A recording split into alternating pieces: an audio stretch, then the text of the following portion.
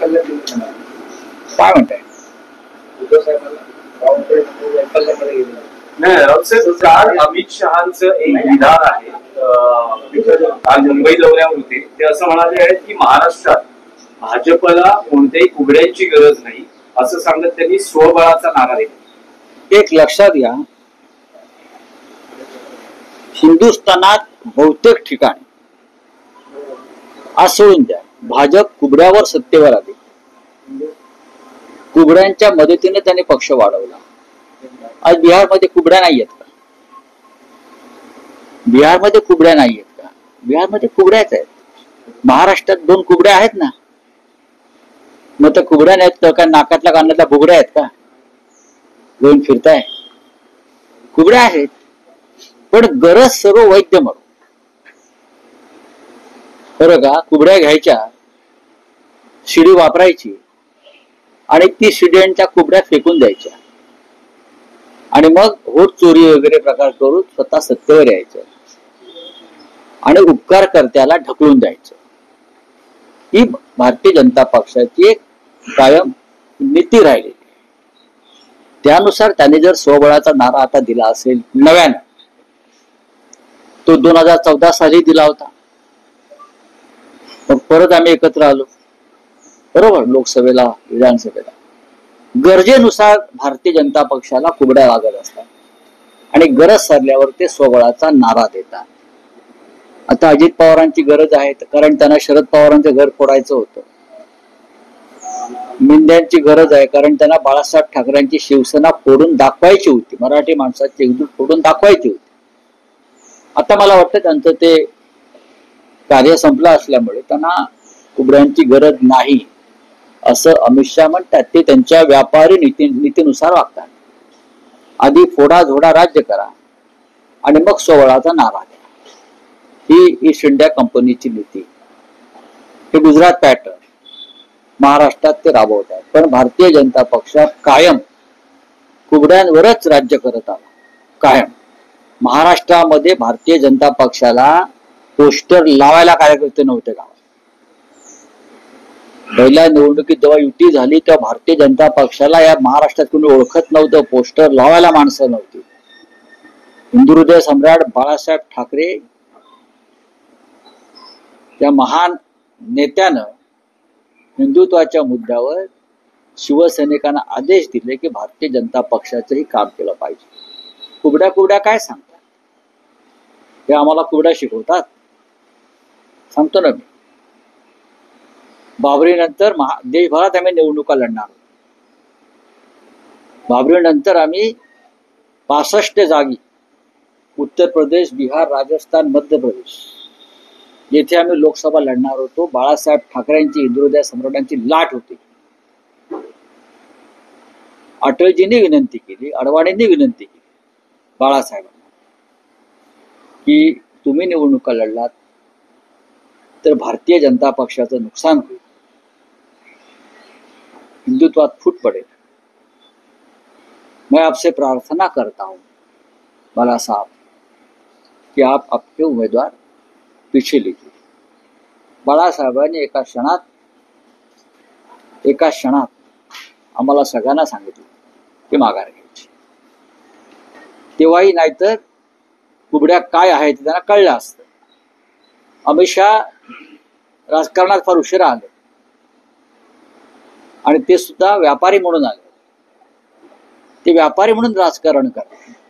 ते काय in the interest of nation, in the interest of public, समाज, याच्याशी त्यांचा काहीच संबंध नाही. आणि त्यांनी भारतीय जनता पक्षामध्ये व्यापारी वृत्तीची एक पिढी निर्माण केली आणि त्याच्यामुळे हे जे काय त्यांचं चालू आहे ना, ह्या कुबड्या नको, त्या कुबड्या नको, चौपाटीवर पक्षाचे टॉवर्स उभे करायचे, हा मुलाला क्रिकेटमध्ये टाकून क्रिकेट ताब्यात घ्यायचं, परिवारवाद हा तिथून सुरू आहे भाजपचा.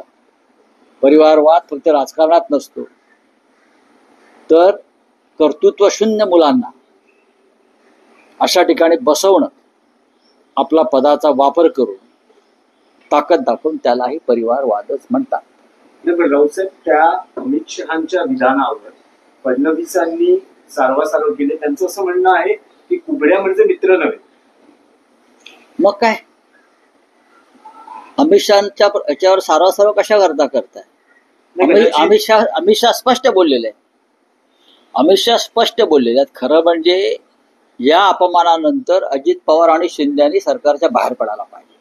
स्वाभिमानाची थोडी जरी ठणकी त्यांच्यामध्ये पेटत असेल तर काल त्यांचा जो कुबड्या म्हणून उल्लेख केला बरं का, कुबड्या, तर या दोघांनी स्वाभिमान असेल मराठा म्हणून तर राजीनामा देऊन बाहेर पडलं पाहिजे. त्यानंतर अमित शहानी आणखी एक विधान केलेलं आहे की विरोधकांचा असा सुपडा साफ करा की दुर्बिणीतूनही विरोधक दिसले नाही पाहिजे. त्यांना ती दुर्बीण निर्माण करावी लागेल वेगळी. त्यांना दुर्बिणीचा नव्यानं शोध घ्यावा लागेल. या देशात लोकशाही आहे. या देशामध्ये एक वेळ अशी येईल, एक वेळ अशी होती की भारतीय जनता पक्षाला दुर्बिणीतून शोधावं लागत होतं. आमच्यासारख्या लोकांनी भारतीय जनता पक्षाचं अस्तित्व निर्माण केलं. आणि एक वेळ अशी येईल भारतीय जनता पक्ष दुर्बिणीतूनच काय लोकांच्या नजरेलाही पडणार नाही कुठे. हे भाकीत नाही, सत्य आहे. राजकारणामध्ये चढ उतार होत असतात आणि अशी तानाशाही, अशी हुकुमशाही आल्या आणि गेल्या या देशात आणि जगामध्ये. अशी भाषा वापरणारे या देशाच्या मातीतच गाडले गेलेले आहे. अमित शहा म्हणजे काय सर्वेसर्वा नाहीये, लोकशाहीचे मालक नाहीयेत. जो माणूस या देशाच्या लोकशाहीमध्ये विरोधी पक्ष संपवून टाकू असं म्हणतो त्याला मी लोकशाहीतला सगळ्यात मोठा मूर्ख मानतो. या देशामध्ये विरोधी पक्ष राहील. उद्या आम्ही सत्तेवर असलो तरी आम्ही विरोधी पक्षाला ठेवू. विरोधी पक्ष लोकशाहीची गरज आहे. लोकसभेत राहुल गांधी आहेत म्हणून विरोधी पक्षाचा जनतेचा आवाज हा लोकांपर्यंत पोहोचतोय. आम्ही महाराष्ट्रामध्ये विरोधी पक्षाचा आवाज बुलंद केला म्हणून तुम्ही रोज उघडे पडताय. ही भीती आहे. डरपोक लोक आहेत. सत्ताधारी एवढा मोठे सर्व सत्ताधीश विरोधी पक्षांना चळाचळा कापतायत. अमित शहाच्या वक्तव्यातून ते स्पष्ट होत आहे. या वक्तव्याची दखल जग घे की इदी आमीन प्रमाणे इथे लोकशाही हे संपवायला निघाले. राहुल साहेब, त्याच कार्यक्रमात फडणवीस असं म्हणाले आहेत की मत चोरीचा जो मुद्दा आहे तो त्याचा इतका बाऊ केला जातोय किंवा तो मुद्दा नाही आहे, पण पराभव समोर दिसू लागल्यानं विरोधक नाही पराभव क्रॉस फायरिंग आहे. पराभव हा भाजपला दिसू लागलेला आहे. उलट बोलतो. त्यांच्या वोट चोरीचा बूच लावण्याचा जो प्रयत्न आम्ही करतो आहोत, बूच काय बांबू, त्यांच्या वोट चोरीला जो आम्ही बूच लावण्याचा प्रयत्न करत आहेत माननीय उद्धव ठाकरे, माननीय राज ठाकरे, शरद पवार साहेब, काँग्रेस, राहुल गांधी, सर्व डावे पक्ष, आम्ही त्यांच्या वोट चोरीला बूच लावतो. त्याच्यामुळे त्यांना पराभव दिसतोय. आम्ही लोकशाहीची बूज राखतो आणि तुम्ही पराभूत मनस्थितीमध्ये आहात आणि म्हणून तुम्हाला वोट चोरी, मतदार याद्यातले घोटाळे करून निवडणुका जिंकायच्या आहेत. ते आम्ही करू देणार नाही, ही तुमची भीती आहे. बावनकुळे उद्धव ठाकरेंना आजगर वैफल्यग्रस्त म्हणताय. आरशात बघा म्हणावं आजगर कोणते कळेल. चला संस्थेचे अध्यक्ष आहेत वसंतदादा शुगर इन्स्टिट्यूट. ठीक आहे. हिंदी में क्या मराठीत प्रश्न आहे. या आधी राज ठाकरेंनी असं म्हटलं की जोपर्यंत मतदार याद्या दुरुस्त होत नाहीत तोपर्यंत निवडणुका नको. काल उद्धव ठाकरेंनी तोच पुनरुच्चार केलाय की जोपर्यंत मतदार याद्या दुरुस्त होत नाहीत तोपर्यंत निवडणुका नको.